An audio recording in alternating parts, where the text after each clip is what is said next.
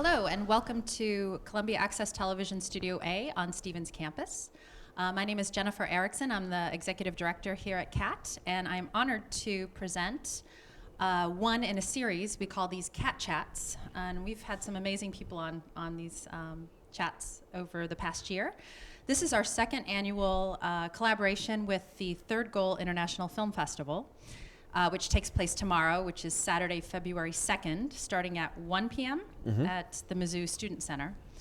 And we're starting this off with a guest that we have in town with the festival. And we're going to have the opportunity to chat with Alrick Brown today. Mike will say a little bit more about Alrick's filmography and history. But these are meant to be kind of an informal discussion and really to discuss the journey of an artist. I think what we've talked about with other CAT Chats is that it's rare for a filmmaker, I mean it happens certainly, but to go to film school, know exactly what he or she wants to do and then make films. And again, that does happen, but a lot of people get into filmmaking from various different paths. So we're here to talk with Alrick today about his particular path, and Mike Burden of the Returned Peace Corps Volunteers will be leading this journey. But we also have an audience, and I'll have the microphone, so it's meant to be informal. We can all ask questions and that type of thing. Couple thanks. These CAT Chats are made possible through the Missouri Arts Council, which is a state agency. And then there are other sponsors that we might want to mention, Sure. Mike, if you don't mind. But Absolutely. Great. I think that I'm done with my speech, so take it away. Thanks, Jennifer. Thank you. Yeah, and I would like to first up front thank all of our sponsors, including Columbia Access Television, for helping us to make this happen and to bring Alrick to town.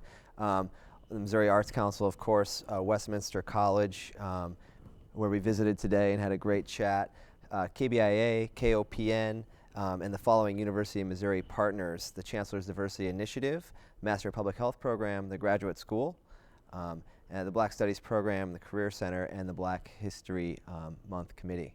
So thanks so much for making this possible and allowing us to put on this festival that's tomorrow. We'll have, in addition to Alrick's feature film, Rwanda, we'll also have 4 documentary films, and we hope that we see you there. So without further ado, let me introduce you to this man on my right here. His collective works have screened in over 65 festivals worldwide, earning numerous awards and honors. Among them is HBO Life Through Your Lens Emerging Filmmaker Award for the critically acclaimed documentary Death of Two Sons, which he produced. In 2004, he was one of 4 NYU students featured in the FIC documentary series Film School, produced by Academy Award nominee Nanette Bernstein. His first feature, Rwanda, made its world premiere as recipient of the prestigious World Cinema Audience Award at the 2011 Sundance Film Festival. Since then, Rwanda has screened internationally in over 20 festivals, adding more than half dozen honors to the writer-director's credits. In November 2011, Rwanda was released in the United States theaters through the independent film collaborative African American Film Festival Releasing Movement. Alrick began his career as an educator, but found his true calling after visiting the slave castle of Elmina in Ghana during a 2-year tour with the Peace Corps in Cote d'Ivoire, or the Ivory Coast. The interactions with the people of his village and his overall experiences in West Africa informed his creative expression, an expression first fostered by his birth in Kingston, Jamaica, and migration to and upbringing in Plainfield, New Jersey. Since then, Alrick's work has been described as cinematic archaeology because of his vision to unearth stories that otherwise would not be told. His commitment to revealing the heart of and world around a story is what draws audiences, peers, and clients to his work. Other projects in play from Brown include directing the feature Somebody to Love, which was accepted into Tribeca All Access 2011. He's also co-writing and producing Treble, an IFP 2011 Emerging Narrative honoree. Beyond film, he recently made his small screen debut directing an episode of ABC's Final Witness, and that series will air in July 2012. A fluent French speaker, Alrick graduated from Rutgers with a BA in English and a Master's of Education, where he taught undergraduate course on African American image and cinema. He received his MFA from NYU's Tisch School of the Arts, where he later taught various courses to both undergraduate and graduate film students. Recognized as one of Filmmaker magazine's 25 New Faces to Watch and an emerging filmmaker by Vanity Fair, Alrick Brown is an award-winning writer, director, and producer. and a fantastic speaker, as I can attest to after today. And I'm very pleased to introduce you to Alrick Brown. Thank you so much.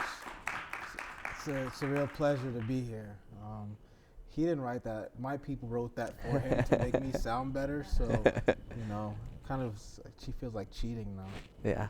But it's all actually true. It's actually, believe it or not. So I guess maybe we want to show them the reel. Yeah, let's so take a look at the reel. Let's get some context. Sense of the history of the work. Jimmy, you want to throw that reel up so people can see some of the work I've done over the years? Once I directed, I realized, you know, it's overwhelming responsibility of it. So you learn to respect it because they got quite a job. And when they do it well, it's magic.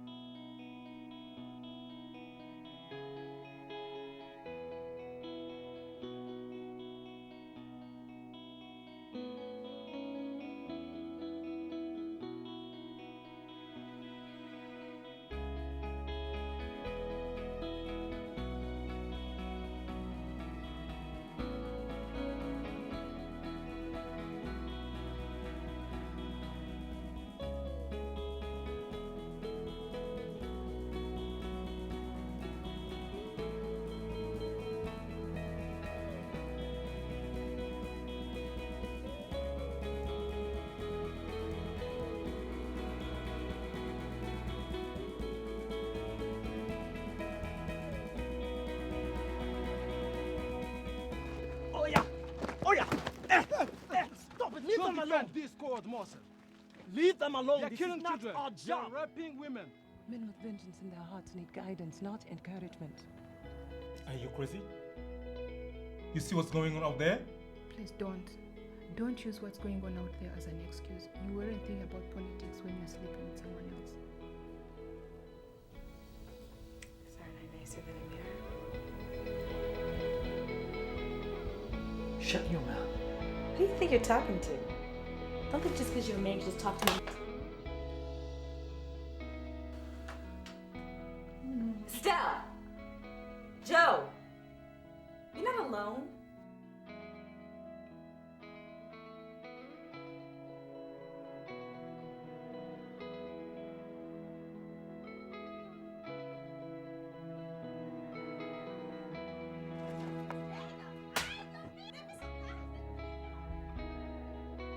Nunca más me vuelva a tocar, ¿oyó?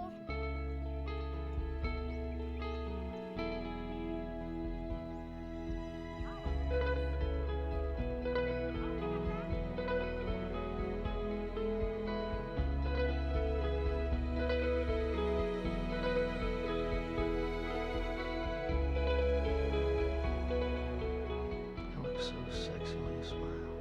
You know that? Please tell me what I don't get. Call your mother. Let's call your girlfriends and get your hand on.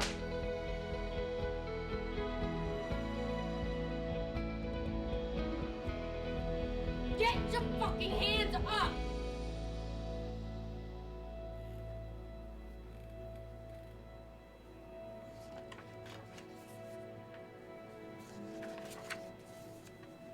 Angelito. ¿Qué? Angelito Cordona. ¿Me conoces?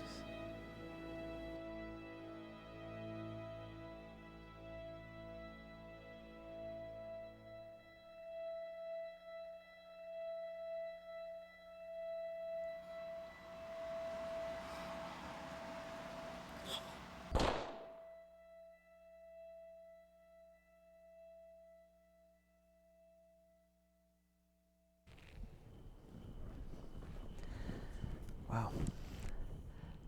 So there are many ways, you know, to tell a story. What led you to decide that it was through the camera? Filmmaking, for obvious reasons, is one of the most powerful mediums on this planet.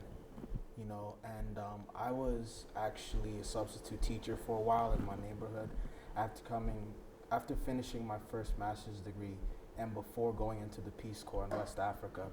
I was working in a middle school for an extended subbing period, and I was the black teacher when they didn't get a black male teacher often. They were really excited, and it was mostly black and Latino students, and I thought I was doing this great work working with these kids. And they would go home on Friday and come back on Monday reciting a song or a scene from a movie that they just saw. And it was like everything that I was doing in the classroom was kind of erased by mass media in like 1 or 2 viewings, or with the inundation that they get from the mass media. And I knew that I had to have a bigger classroom. And I knew that I wanted to have control over the medium that was controlling how they behaved and how they were in my class. When I went into the Peace Corps, I was in Ivory Coast in West Africa, and one of the only vacations that I took was to Ghana. And while I was in Ghana, I went and I visited the slave castles. And I don't know if you know much about the slave castles, but it was where African slaves were housed before they were shipped to the Americas. And it was a very traumatic experience, because in this room, this very small room, you know, the walls are darkened by blood and feces 450 years later. And I walked out of the room, and I was actually on my way from Elmina up to a village, because one of my Peace Corps buddies had told me there was a village up the road, and I put my backpack on, and I was walking along the beach and contemplating what I had just experienced at the castle. And after about an hour or two of walking, I started to get scared. Like, nobody's been around for an hour, and what if I started thinking about mortality? What if I died, like right here, right now? Who would find me? And I actually had a tape recorder with me that I was recording my journey on, and I remember walking maybe an hour, even more, and I sat down on a rock, and I started talking into this tape recorder, and I was like leaving a message to my mother, and Ma, I love you, and you know, if anyone finds this, and you know, but I also started thinking about my life and everything that I had done up until that moment, and I asked myself a very simple question. If I died doing something, what would I be happy doing? And if I was in the process of doing something and I lost my life while I was doing it, it was just like, and I'd be okay with that. And I added up my experiences, my journeys, my education, and film was the answer. And I had, you know, I guess thinking about those students and thinking about the medium and being a lover of film, but it wasn't, I never touched a camera. I took one film class at Rutgers undergrad. It was a summer class. It was called Hitchcock and Orson Welles.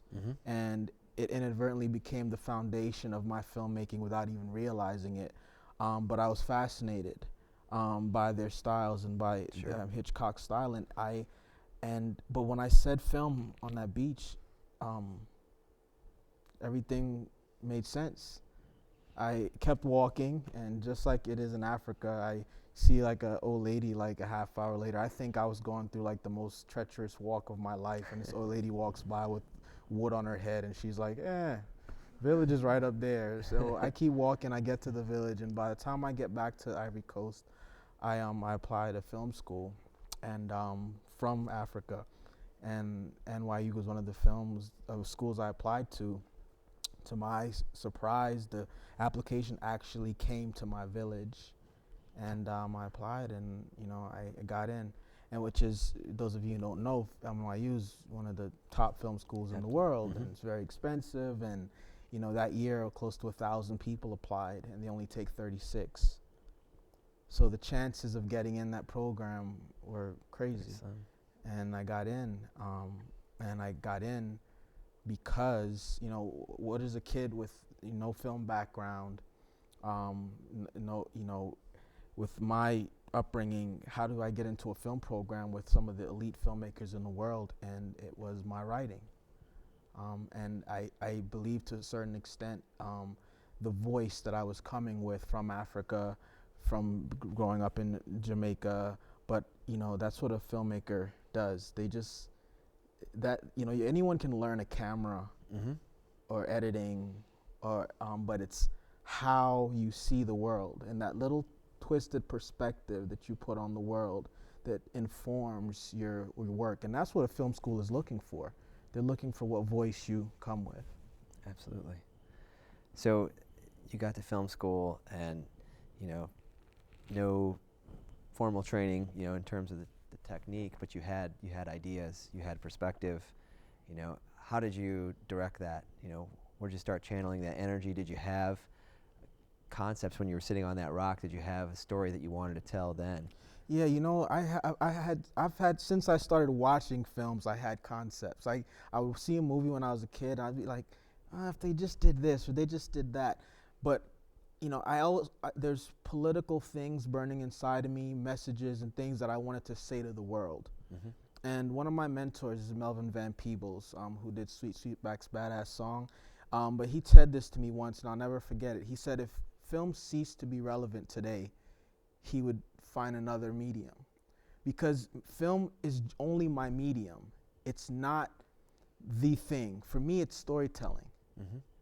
Like, I use film as the medium in which to tell my stories. If film ceased to exist tomorrow, I would sing it, I would write it, I would do it in a poem, I would do theater, because I still want to reach people. And so when I got to NYU, I got there with all these things that I wanted to say to the world.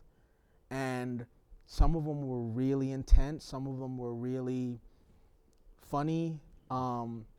And film school is like this great place where I can make the mistakes and challenge myself and try things without somebody in a studio or a producer telling me you can do this. It's the money that I raised, and why you have to raise your own money, so I can tell whatever story I want to. So I challenge myself to tell some of those. But yeah, I came there with burning to get certain things out of my system. So for those aspiring filmmakers out there who are thinking, should I go to film school? Should I try and make it on my own? What advice do you have? So film school was my road, and it was a good road for me because film school provides you with that space where you can fail. And that's the most important thing. In film school, you can try and you can fail. Because when you're doing it outside of film school, now you're an independent person. Let's say you're here in Columbia, Missouri. You get your friends on the weekend, and you try every weekend, and you mess up. You feel like you've wasted people's time, and you screwed up, and you don't have the time or the privilege or the money to keep trying. So there are definitely benefits to film school. The fact that you get to work with people, and the most important thing about film school for me is I got to watch other people fail. So we're working in teams of 6 or 7 people, and we're all making movies, and I see that, he made like those mistakes, and so now when I make my movie, I don't have to make that mistake. The learning curve is just oftentimes longer when you're doing it on your own and out in the world. But if you want to tell your story, if you really want to tell your story, telling the story is number one. It's not about film school or not film school. Film school was a means to an end. There are a lot of people who go to film school and they probably shouldn't be there, and people who are making films outside of film school and probably should be there.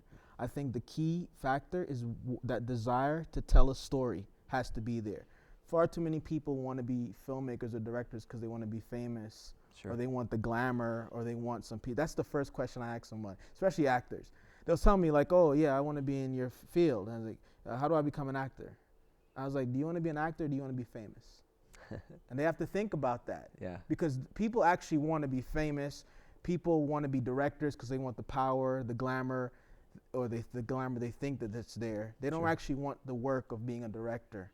But people who really want to tell stories, they will tell a story with or without film school, because that story has to exist. Absolutely. You shared a story that you worked on in film school earlier today, and just really conveyed to me how compelling of a story you can tell, and you were restricted in the assignment, you know, in a short amount of time, and I would like to, if we could, you know, share that with the audience now. Yeah. So just really quickly, when you first get to NYU, Jimmy, we're gonna actually run a Familiar Fruit, but when you first get to NYU, your first assignment is a 4-minute short film. It's black and white, and you're shooting on film. It has to be all done outside because you're using natural light, no dialogue, no sound except diegetic. That means it's coming from the environment, and no music. And you have to tell a story with these limitations, and we'll talk about limitations. But and so this was my first film, first time ever making a movie, and Familiar Fruit was the product. So let's take a look at it. All right.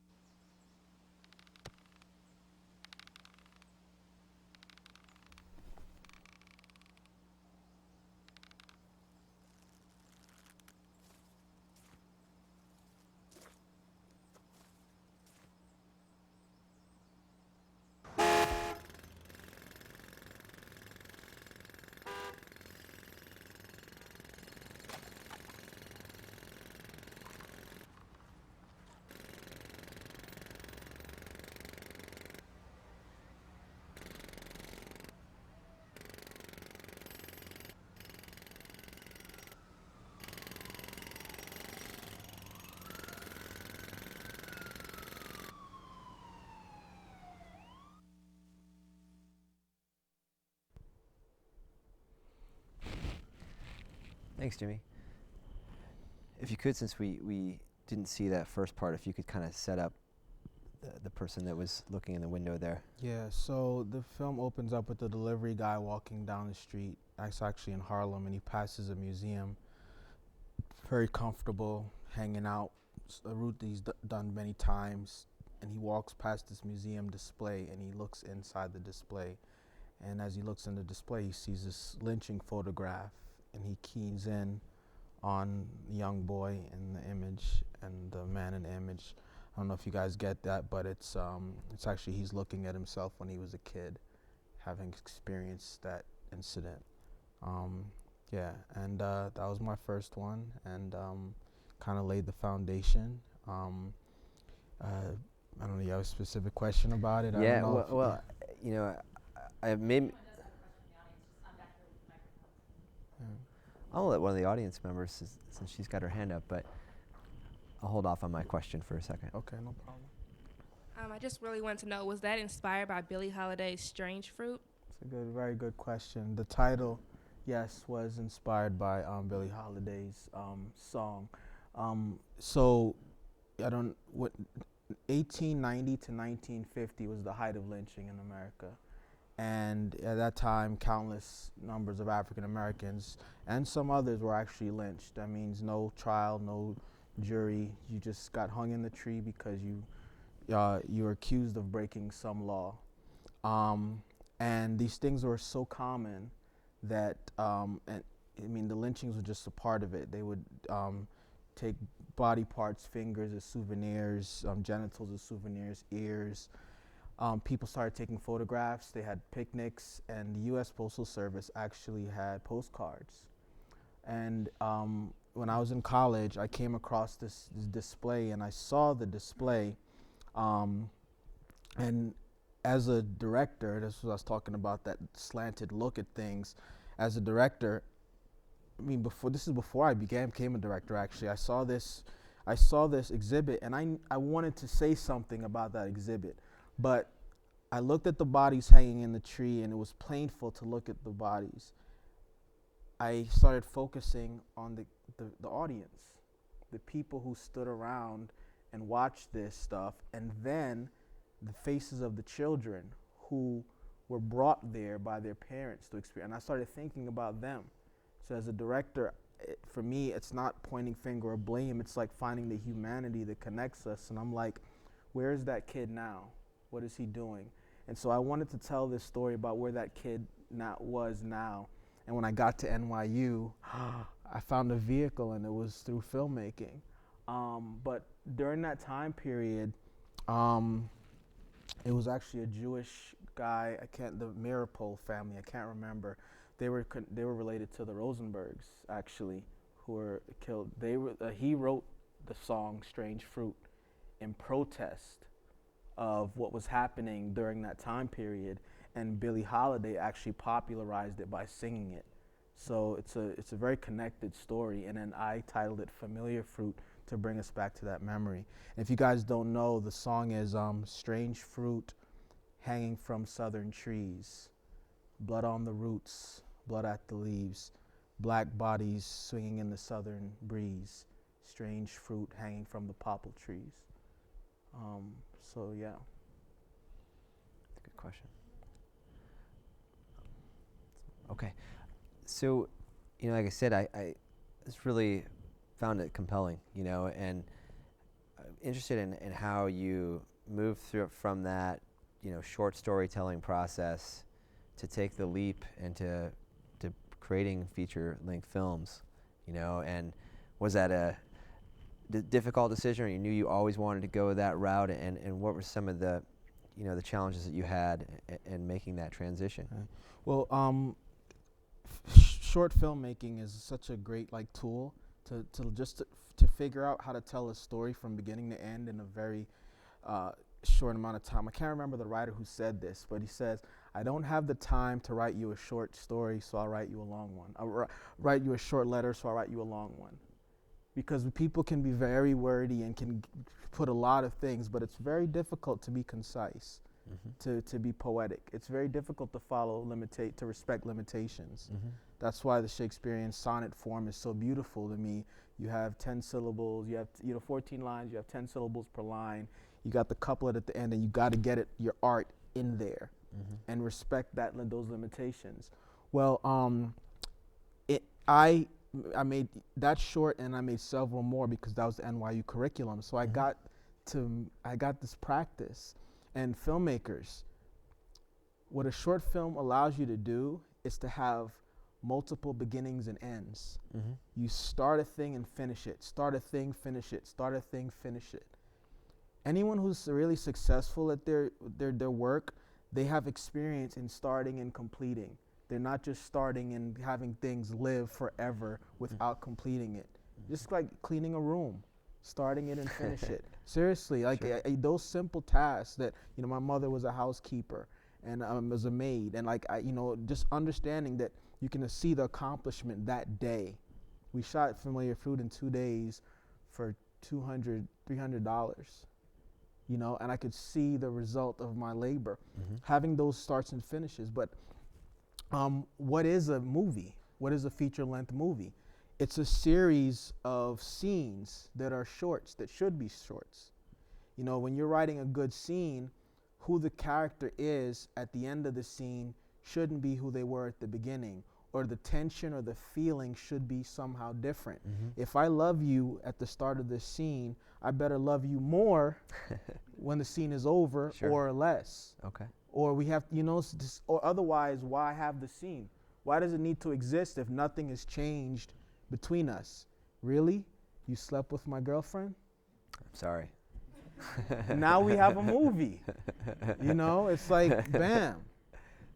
So, yeah, so particularly with Rwanda, what was great about that process, I don't want to jump ahead, but it's okay.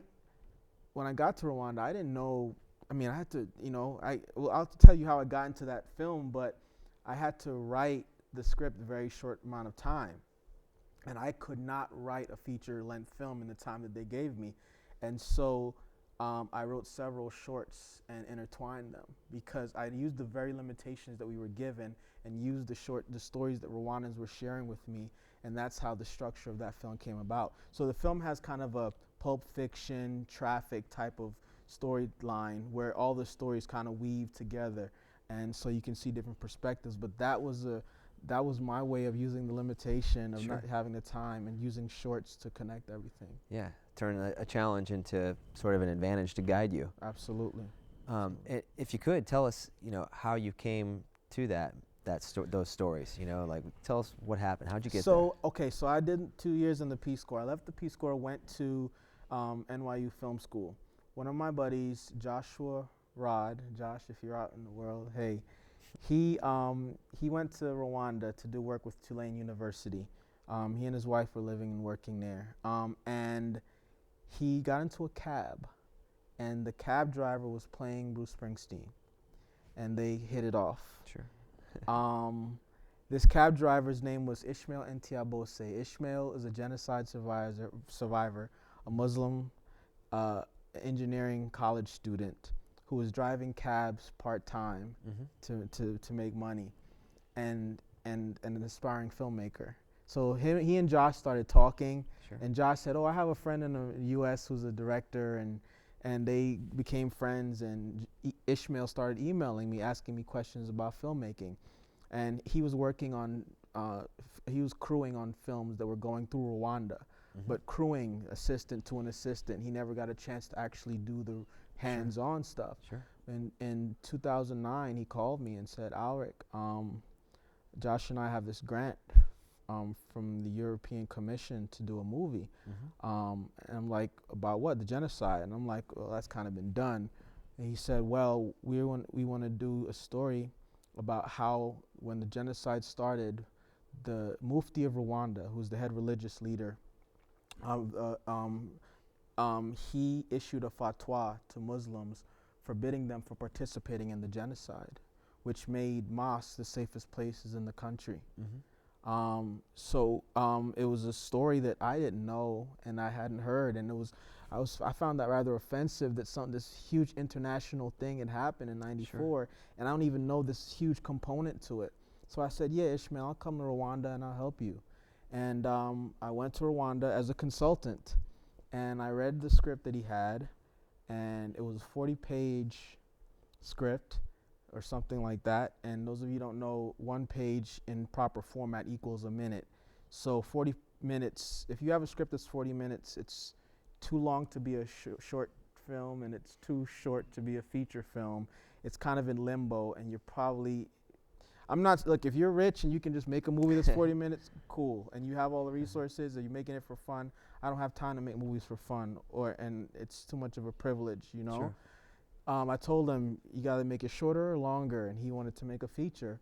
and he only had $250,000 for the production budget.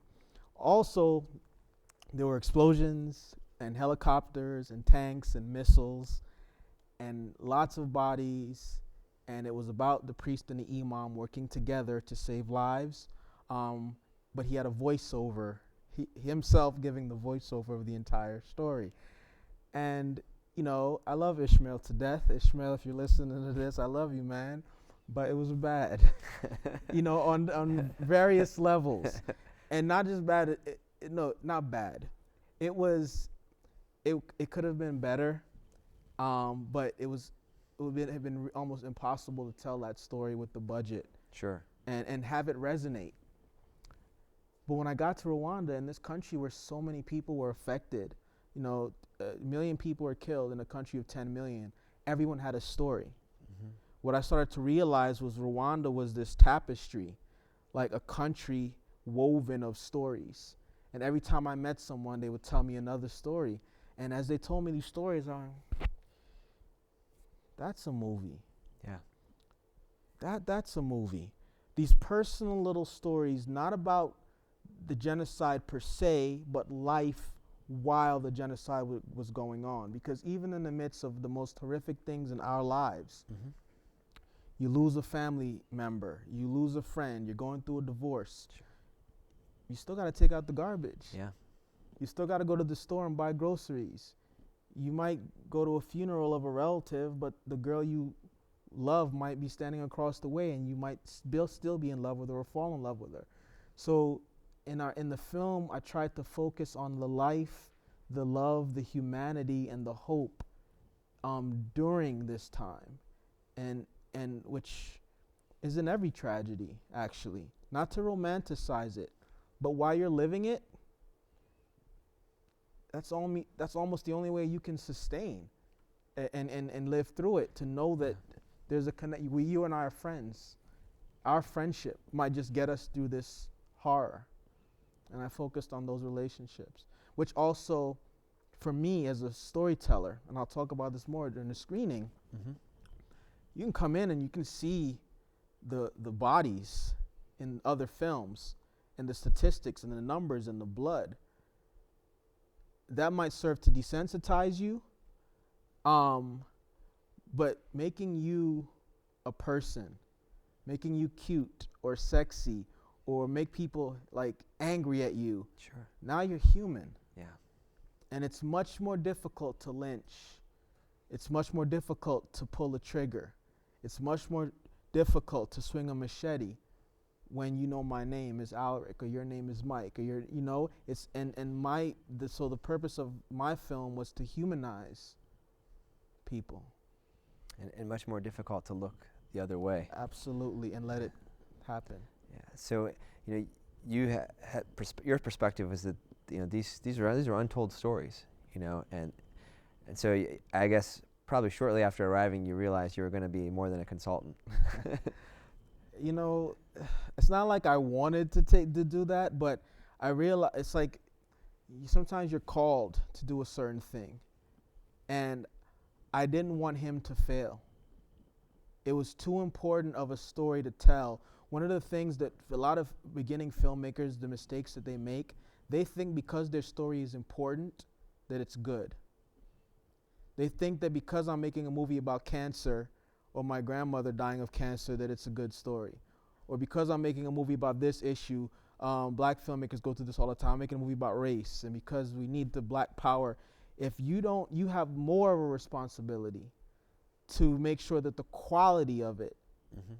is to a point where the audience is going to go on that journey with you. Not because of the politics or the stance, but because your craft is there and is evident and is hopefully seamless. And so my role was more of a teacher with Ishmael. Like mm-hmm. I sat down with him and said, this is why people won't listen. You have to get them to listen and see this differently. You have to get them to see Rwanda. That's the responsibility. And he understood that immediately. And that's why he let me work through some of these things. Right on. So tell us a little bit about the filmmaking in Rwanda. I know you shot it pretty quickly. So how were you able to tell such compelling stories, you know, working in a country that you weren't that familiar with, Right. you know, with a limited budget. Like, what are some of the ways your team and the people you worked with there overcame those challenges? And Well, that's a good question because filmmaking is difficult. So just, you know, I don't, somebody's having an easy time making a movie, you're not challenging yourself in some way, shape, or form. Filmmaking is tough. Making Familiar Fruit was a strenuous process, even in that limited amount of time. Going to Rwanda, it had its own challenges. Fortunately, I knew some of Africa by living, so there's some cultural things that I could get through. I speak French. There's another cultural thing. In Rwanda, they speak French, Swahili, Kinyarwanda, and English. And so at any given time, I wouldn't know what to speak. But having two of those really helped the process. I met an amazing casting director. His name's Simon. Simon was the assistant to one of the top casting directors in East Africa. And he found most of my crew, most of my cast. The lead actress in the film, you guys get to see it, she was walking by the production office. He asked her to come inside, talk to her. I met her. I asked if she would cut her hair. I was like, you know, you got the part. She said yes. I was like, you got the part. We made the film in 16 days. And we had about 2 weeks to prep. So there was no time for anybody who was like wishy-washy or maybe or no. You're in or you're out. I'll just find somebody else. That's the kind of storytelling. But it wasn't flippant. It was like I had to look in that person's eyes. And it's, you know, culturally it's a tough thing, you know. It was like, do you trust me with your life, with your how I'm going to present you? And that's all I needed to see, if they would trust me and listen to me. And it's like, from that moment, we can work together. Most of the people in the film are non-professional actors. But if I knew if they trusted me, that we'd be okay. The one thing, the insurance that I put in place, though, was I made sure that camera and sound were people who I was bringing in from the States. Because I didn't know who to trust who on camera and sound, because those are technical things that you know, you're in this foreign place, you have no idea what's going to happen. Sure. And so I brought Danny Vecchione, Italian-American filmmaker who I've worked with many times, and Allison Jackson, black female sound recordist. I just know these people are top-notch. So I made sure money was put in place that they could fly out there. We had the cameras, and that we could make this thing happen. And so that was my security. Everything else was kind of up in the air. But it was one of the most difficult shoots that one could ever imagine. And we got through it not because, well, first off, there were miracles every day looking down on us somehow that helped us get through it. At a certain point when I was writing the script, I called someone in the States. I had lost hope. Like, after the first week, I was just like, well, not even first week, man. I think I wrote the first sentence. And I was like, I don't know if I can do this. And a friend of mine in Brooklyn said, think about all those souls, all those bodies, all those people who died. They have your back, man. That's what she said to me. She's like, they have your back. The ancestors have your back on this one. And I started writing. But every day something happened on set where someone did something to save the entire movie. And it was just magical like that. Like, it was like, if this one thing doesn't happen, this movie has to stop. We shot it in 16 days during rainy season, during grasshopper mating season, meaning grasshoppers would come out and they were attracted to the lights. And so you imagine trying to shoot a film where grasshoppers are I mean, I'm not talking about 3. I'm talking about thousands. I'm talking about infestation, like birds or I'm serious, like a horror movie infestation. And we made it. I mean, so grasshoppers, what we did was we put decoy lights down the street, let the grasshoppers go there to give us time to shoot, and they would fly back and forth. I mean, those are things you don't account for. Before yeah, I you mean, you can account for that, you know. We also didn't have equipment.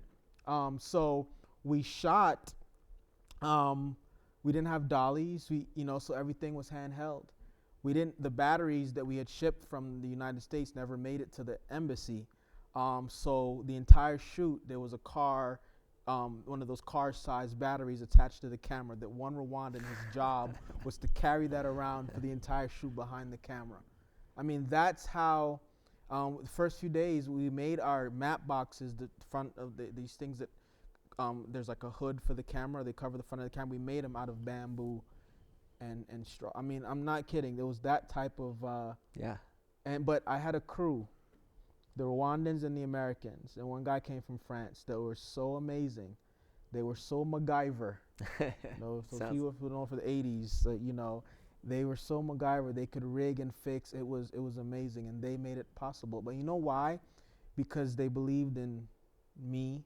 They believed in the story. They believed what we were doing was worth doing. And so they gave so much. I did reach out to some other people before I got this crew.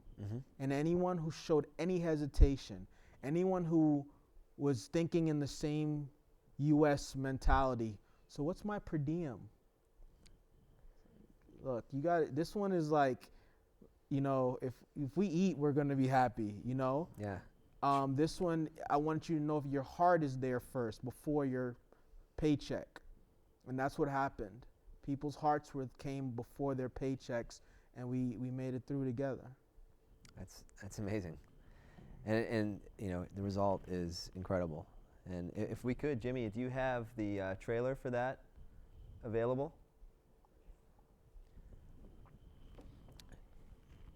And I can't see the folks in the crowd as well, so if you have a question, speak up.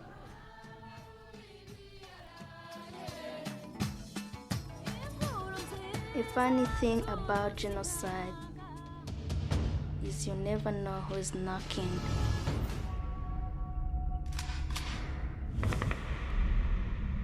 The Rwandan genocide lasted 3 months, about 100 days, from April 3rd to July 4th, 1994.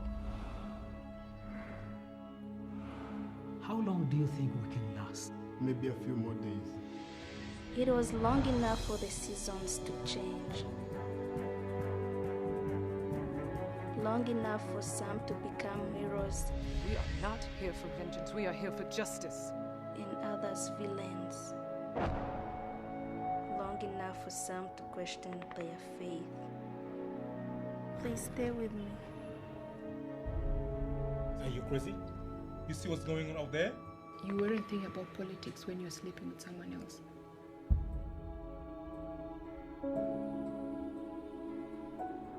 Forgiveness is not the suppression of anger. Forgiveness is asking for a miracle. The ability to see through someone's mistakes to the truth that lies within all of our hearts. You have a baby on the way. Why are you taking point? I want my son to have the opportunities that you and I did not have.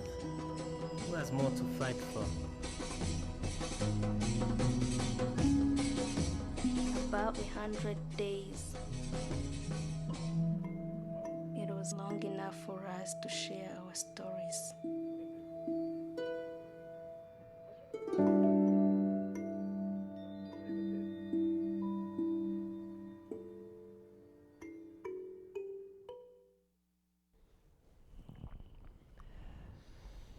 Okay, we have about 10 minutes left, and I would love to talk a little bit more about that process, but I want to also make sure people get to address their questions and talk a little bit about how you've moved forward, too, from making a film like Kinyarwanda, amazing film. Like, what's the business like of a filmmaker, like choosing projects and wanting to tell your story, but also wanting to eat? Right. Well, one of the things filmmakers have to keep in mind, this is a business. It is show business. Don't forget about the business part of that. And for me personally, I asked myself a simple question. Philip Seymour Hoffman gave a speech a couple years ago. I'll never forget it. And he says, when you start to make a project, ask yourself a question: does this project need to exist? Does it need to exist now? And that's what I ask myself before I endeavor to make any film. Does it need to exist? Then I have that personal question I ask myself: if I died making this film, would I be happy? And so those are always a part of the questions that are going through my head as I sit down to engage, or someone asks me to be a part of any project. But aside from that, then I still have to eat, you know, and so not everything is going to be the you know, life or death, or put all that love and passion into it. Well, that's actually a lie. What I've found is that I try to find something to love about anything that I do, even if it is to pay the bills. But one of the things filmmakers have to keep in mind is that when you're making a film independently, a lot of us are only focused on craft, you know, and working and learning our craft, our piece of the puzzle. If you are a filmmaker or a producer or a writer, you have to be thinking about the business side. When you're producing your film, you have to be thinking about what festivals, who your audience is, how are you going to promote your audience, promote to your audience, how are you going to build an audience if one doesn't exist. If 50% of the job is making a film, the other 50% of the work is getting it seen. And one of the things that's happening today is a lot of people are going by old models of filmmaking, the process. Somebody made a film back in the day, someone saw it, they got a lot of money, and it's over, you know? No. It's hard to get a film made, it's hard to make a film, and what the truth is, you have to fight to get it seen. One of the reasons we did well at Sundance is, you know, I didn't take for granted what we had up on the screen. I told my team, imagine we had the worst movie in the world. How do we promote it at Sundance? So one of my business partner, Deidre Harris, she made phone calls to local churches and groups and said, come to our screening. This film might be interesting to you and your group. We hung up posters, we hung up flyers, we created our Facebook page, Twitter. We were constantly communicating and walking up and down the street with T-shirts that said love, forgiveness, and hope, and you know, and as we walked up and down the street, everybody was like, oh, that's that movie. So by the time I arrived in Park City, Utah for Sundance, people were like, oh, you're the Sundance, you're the Rwanda people. Yeah. Because we had already created a name for ourselves before we arrived there. That's a part of your job. And if you're arrogant or naive enough to think that it's not, you're doing yourself a disservice. Filmmaking is not supposed to be artistic masturbation. It is not about me showing you how smart I am, how clever I am. Your work, you're making a film so an audience can interact and engage with it. It is for people. If you are privileged enough to make films just for fun, and you're wealthy enough and you can put them on your shelf or give them to your family, that is wonderful. I commend you. But in general, you're talking about thousands or hundreds of thousands of dollars and people's time, people's talent, and that is a service, and it should be respected and treated as such. If you could, tell us just a little bit about first screenings in Rwanda and your interaction with how the film was seen by Rwandans. Yeah, well, I mean, look, this is one story of different perspectives that we didn't try to villainize, but we tried to humanize. And we showed it in Rwanda, the Rwandan Film Festival, Hillywood, and we actually won their best film competition, which for us, that was like our Academy Award. Just to have Rwandans who approved and who were proud of it, because they saw themselves on the screen and they saw this positive message. But I think Rwandans more saw the fact that this film was about unity and bringing people together, and the forgiveness that the country is trying to employ in its future. I know there are people out there who are still angry, who are not going to let go of the anger that they have because of what happened. But in general, we've been very proud I made this film for Rwandans, actually. It just so happened, for and with Rwandans. It just so happens that other audiences have appreciated it as well. Great. What are some of the stories you're working on, projects you're working on right now that you're excited about that we can look for in the coming months or years? No, I mean, I'm always writing. Right now I'm working on an adaptation of a novel by J.M. Benjamin. He's an author in my town, former drug dealer, criminal, who became an author. And I'm adapting one of his books called My Man's in Them. It's a very interesting venture for me because I'm going back home to my neighborhood, and I'm working with this guy because I respect and love the fact that he changed his life by becoming an author, and I want the kids in our community to see us working together, making this film for them. And because filmmakers, I tell this to every filmmaker, process over product. You could die doing this, you can lose your life at any time. Make sure that you're, not only that you're making films that you care about, that you love, but that the process, that you're involving people, making sure they're learning, making sure that people are growing, making sure that the process of making the film is also something that is nurturing and beneficial. That way you can't lose. So that's one of the things I employ into my journey. Oh, I think that's a wonderful approach. It's almost like built right into the filmmaking is community development, community outreach, engagement. It's something that as a non-filmmaker, I don't know much about the process. So hearing that it's great to know that type of filmmaking approach is out there, and we thank you for doing it, and looking forward to that and other upcoming projects as well. I understand there might be a martial arts film actually as well. Yeah, I am working with a gentleman in Connecticut who's a martial artist he's 74 years old, and he wanted to tell his story, so it's a Korean cast, and but he's been training white kids his entire life pretty much in the suburbs, and so we're making a movie about him pretty soon. I'm really excited about that. For me, any film that challenges me in the type of storytelling and the type of action and the type of structure is going to take me to the next level in my craft. So martial arts, drug dealer, Rwanda, I'm going to do a romantic comedy eventually, and cartoon somewhere. All opportunities to grow. Absolutely, absolutely. Well, Mike, you did such a great job at leading this discussion, so thank you. Yeah. Thanks so much. Thank you very much. Thank you. Thanks for being my guest. No, it's a pleasure. Thank you so much for having me. Cat Studios. Come out tomorrow, guys. See the full film. Enjoy some great food, great camaraderie. Interact with people from around the world. We got a wonderful lineup. It starts at 1 with Kinyarwanda.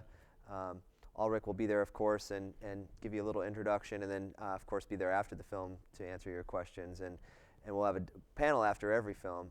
So hard-hitting, thought-provoking, and also entertaining films. And we really appreciate you coming out, and hope to see you again tomorrow. Free food. Yeah. Just key in on that part. Free food. Yeah. I'm just saying. Yeah. Free food. Free food. Free film. If you get there first, it's more free food. Thank you.